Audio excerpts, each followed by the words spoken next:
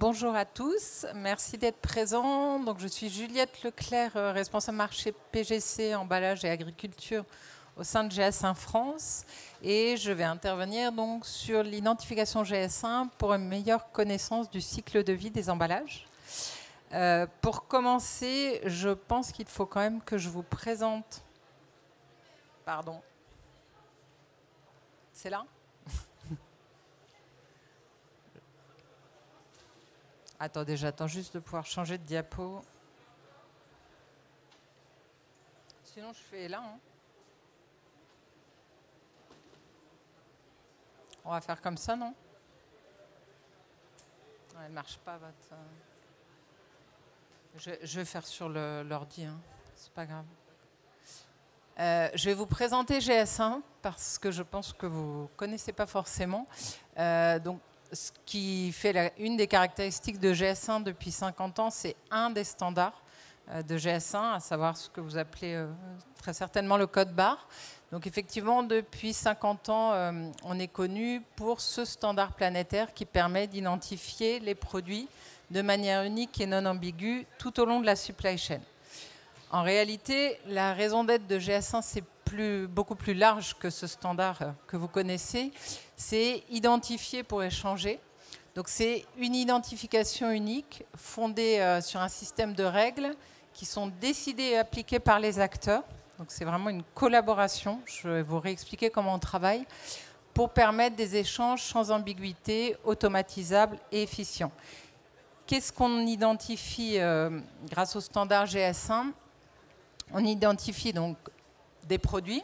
Là, vous reconnaissez notamment le code barre, mais aussi des pièces, des composants, des équipements. Donc, c'est notamment le cas pour des biens durables ou des pièces détachées. Des entreprises, des entités, des lieux, donc des champs, des services EDI, des services achats. Des unités logistiques, type palettes, camions, lieux de livraison. Et pour quel type d'échange ? À la fois des échanges commerciaux et transactionnels, bien sûr, des échanges supply chain et logistiques, mais aussi le suivi du cycle de vie. Et c'est plus là-dessus qu'on va faire un focus pour la partie emballage.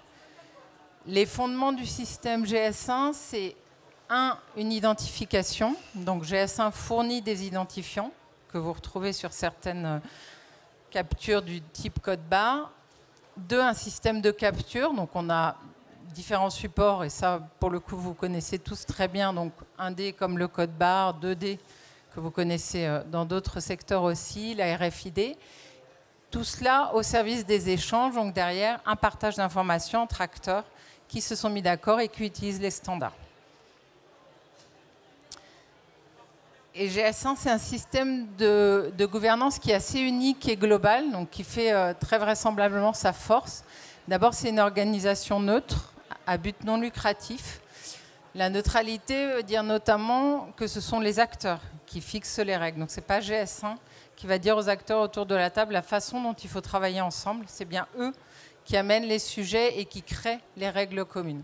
C'est une entreprise qui a été créée par les entreprises au service des entreprises, qui est internationale. Il y a 116 organisations GS1 locales dans 150 pays utilisateurs. Certains pays se sont regroupés. Plus de 2 millions d'entreprises adhérentes dans le monde. Et en France, on est la 5e organisation dans le monde avec plus de 53 000 entreprises adhérentes. Donc les entreprises adhérentes, ce sont des entreprises qui utilisent les standards, qui codifient et qui régulièrement se mettent autour de la table pour travailler sur les règles communes qu'on appelle notamment les standards. Donc c'est ce qu'on appelle une entreprise collaborative et inclusive. Collaborative parce que tout le monde se met autour de la table, et inclusive parce que les standards qu'on crée doivent pouvoir être utilisés par l'ensemble des entreprises, quelle que soit leur taille, leur représentativité dans leur secteur. Pour le sujet qui nous intéresse aujourd'hui et qui est assez proche donc du CFIA, on a depuis quelques années un partenariat avec Citeo. L'objectif de cette convention de partenariat, c'était de mettre en œuvre un programme d'action pour créer une initiative autour de l'enjeu des emballages. Très concrètement, c'est notamment la loi AGEC qui avait amené à créer ce partenariat. et la loi climat a rajouté un certain nombre de contraintes. Et donc les entreprises ont souhaité qu'on puisse travailler de manière concrète sur les emballages. Le projet, ça vise notamment à enrichir les standards GS1 avec des modèles de données liés spécifiquement à l'emballage, à sa description, à ses usages. Côté GS1 France, notre rôle, c'est vraiment celui qui est le nôtre, donc l'identification. On est un organisme de standardisation, donc on va formaliser les besoins des entreprises. On a une expertise sur la standardisation des données. On fournira pas, on n'est pas offreur de solutions, hein. On ne fournira pas de solutions, on n'imprimera pas d'étiquettes ou autre. Côté Citeo, ils sont présents parce qu'ils ont une vraie expertise sur les emballages ménagers et ça permet d'amener autour de la table un certain nombre d'acteurs qui travaillent sur le cycle de vie des emballages, qui ne sont pas forcément des acteurs qui ont l'habitude de travailler au sein de GS1. En termes de périmètre, donc rapidement, pour les types d'emballages sur lesquels les entreprises ont souhaité travailler, la priorité a été donnée aux emballages ménagers, notamment du fait de la pression réglementaire, et en partant de l'idée que ce qui serait fait sur les emballages ménagers pourrait servir sur les emballages secondaires, tertiaires, d'autres types d'emballages qui sont peut-être moins complexes en termes d'identité et de matériaux. La chaîne de valeur concernée, c'est bien sûr toute la chaîne de valeur des emballages, le type de produit emballé. Si on considère que l'emballage n'est pas un produit, c'est tout type de produit, alimentaire et non alimentaire. Et en termes d'expertise et d'acteurs, aujourd'hui, on a une représentativité de l'ensemble des acteurs de la chaîne de valeur, mais c'est toujours des collaborations qui sont ouvertes, puisqu'au sein de GS1 France, en communauté d'intérêt comme on est aujourd'hui, il n'y a pas de restriction d'accès au groupe de travail. La seule restriction, ça va être le temps disponible des acteurs pour venir travailler ensemble. Un petit focus sur ce qui avait été relevé et qui a motivé les travaux et la façon dont on a essayé d'y répondre. On avait fait travailler l'ensemble du groupe, donc c'était plus de 150 acteurs, hein, autour des difficultés qu'ils rencontrent pendant le cycle de vie des emballages. Alors vraiment, focus, données à échanger et cycle de vie des emballages et standardisation nécessaire. Au niveau des matières premières, à titre d'exemple, ce qui avait été relevé, c'est qu'il y a des changements fréquents dans la composition des matériaux, du fait de la disponibilité, mais que les données ne sont pas forcément connues, soit du donneur d'ordre, soit des consommateurs. Je vous fais quelques focus, hein, mais la présentation sera disponible. Niveau production, ce qui a été soulevé, c'est qu'il y a une multiplicité des demandes liées à la composition des emballages, mais pas d'outil unique pour échanger ces informations. Côté distribution, quand il y a un changement d'emballage, il n'y a pas de changement de... Alors, le GTIN, c'est notamment ce que vous appelez derrière le code barre. Donc, ça ne nécessite pas de changement. Ce n'est pas une règle de changement. Mais derrière, il y a des problèmes d'actualisation des données pour les entreprises qui distribuent les produits et l'emballage. En termes d'utilisation, manque d'informations pour les consommateurs sur la composition des emballages, voire sur les consignes de fin de vie. Alors là, il y a eu des évolutions depuis en termes de consignes, mais il n'empêche que ça a été soulevé assez rapidement. Sur la réparation, le reconditionnement, difficulté pour le consommateur, notamment de savoir si son produit est réparable et où le faire réparer ou réutilisable, puisque là, on est sur l'emballage. Collecte, bien sûr, manque d'informations sur la composition des emballages qui complexifie la gestion des centres de tri, qui n'ont pas forcément non plus les filières liées à de nouveaux gisements ou qui n'ont pas la possibilité d'anticiper les gisements qui arrivent sur leurs différents centres de tri. Et côté usage suivant, là, on est plutôt sur ce qu'on appelle des contenants réemployables ou emballages avec plusieurs vies. Et là, on a une problématique assez forte d'identification de ces contenants, puisqu'ils ne restent pas forcément uniquement chez le metteur en marché, ils vont chez le consommateur, ils vont dans un centre de lavage, dans un centre de tri, ils repartent sur le marché. Et là, il y a des vrais problèmes d'identification, de savoir où ils sont, où on en est, combien de temps ils durent. Voilà, donc des problèmes assez nombreux sur ce réemploi.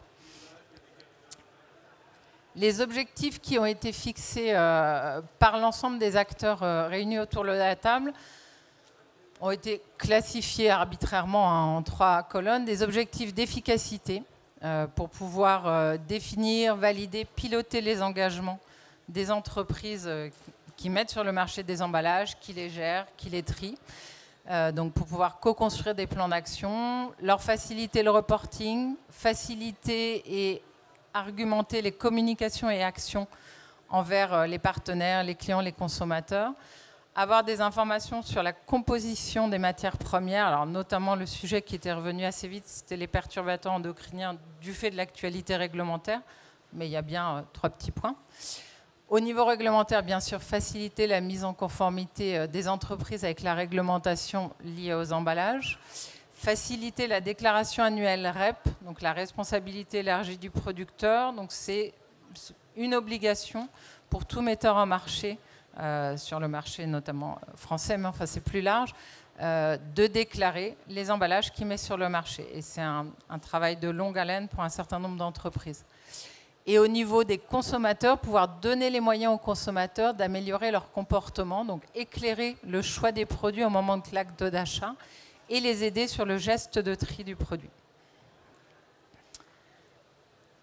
Les étapes de travail qui sont retenues, et après je vous redirai, on a fait 3 focus, on a été obligé de diviser un petit peu les travaux.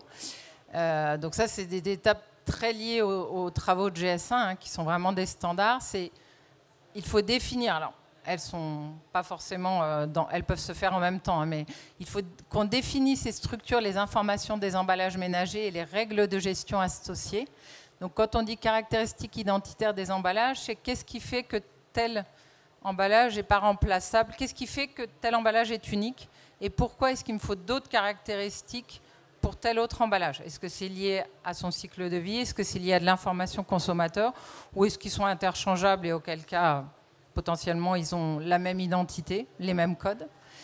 Avoir des caractéristiques techniques. Et là, il y a un enjeu de définir le niveau de granularité à la fois de ce qui est faisable, quel type d'information on peut aller, jusqu'où on peut aller, et ce qui est nécessaire, au final, pour les différents usages et les différents acteurs du cycle de vie des emballages. Des informations, bien sûr, on l'a dit, pour les consignes de fin de vie pour les consommateurs et des informations environnementales qui doivent être mises à jour en fonction, là on est beaucoup sur du réglementaire et qui sont très dépendants des décrets d'application, loi AGEC et tout ce qui s'ensuit. Derrière, il faut définir aussi le moyen de véhiculer ces informations, donc avoir des outils interopérables à la fois pour collecter, échanger, actualiser les données. Et cela concerne depuis les fournisseurs de matières premières jusqu'aux consommateurs. Donc un nombre d'acteurs assez important avec une maturité qui est très différente autour de la data. Et besoin de mettre à disposition les informations de façon ouverte et digitalisée. Les bénéfices qui sont attendus, bon, on en a déjà parlé rapidement. Au niveau stratégique, améliorer bien sûr l'image des entreprises, notamment pour communiquer des indicateurs RSE, aller plus loin sur l'économie durable, anticiper et prévoir des investissements en matière de tri. Donc là, on va être plutôt sur l'aval. En gain de productivité, optimiser la collecte, les contrôles, le partage des informations liées aux emballages, créer plus de synergie entre acteurs. De ce qu'ils disent, ce sont des filières qui sont assez découpées. Il n'y a pas forcément d'échange, notamment de données, sur tout le cycle de vie de l'emballage. Bien sûr, des gains de temps, d'efficacité et d'efficience. Et enfin, gains dits de qualité, optimiser le suivi d'indicateurs, donc le suivi de la déclaration annuelle REP, les avancées réglementaires, les engagements des entreprises, fiabiliser et préciser la donnée véhiculée autour de l'emballage. Et avoir une meilleure qualité de tri des emballages de la part des consommateurs et dans les centres s'ils peuvent anticiper ce qui leur arrive. Alors pour schématiser très simplement, aujourd'hui ce qui existe dans le système GS1, c'est le haut. Donc sur un pot de yaourt, pardon, il y a une marque.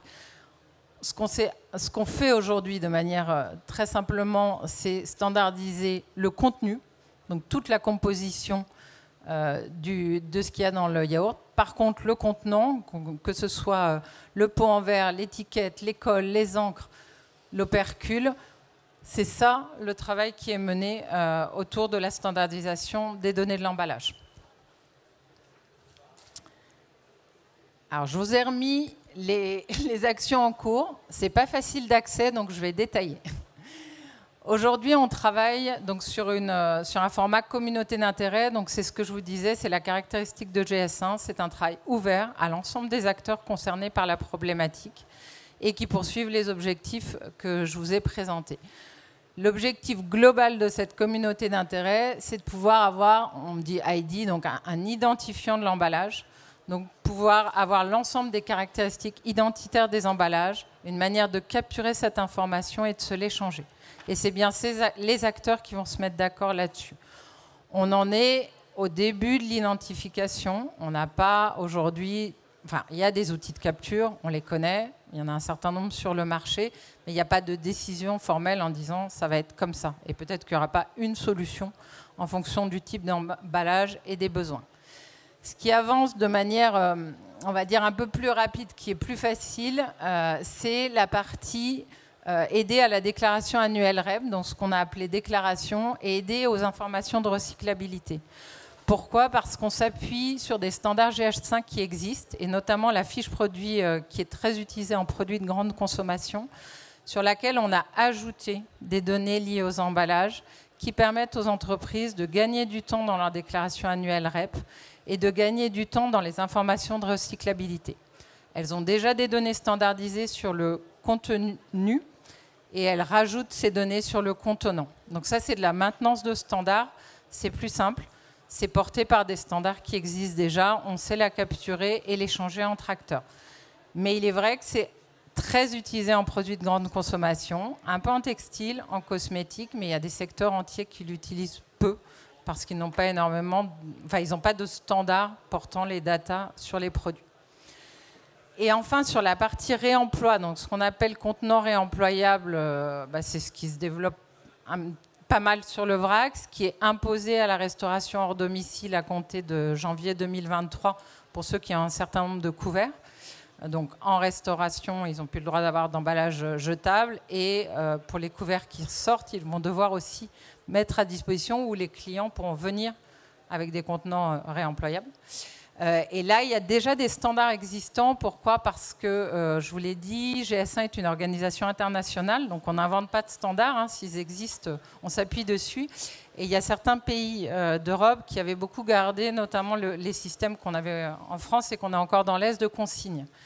Donc il y a des standards qui existent pour porter notamment des contenants réemployables en verre, qu'ils soient consignés ou non. À la rigueur, peu importe le standard.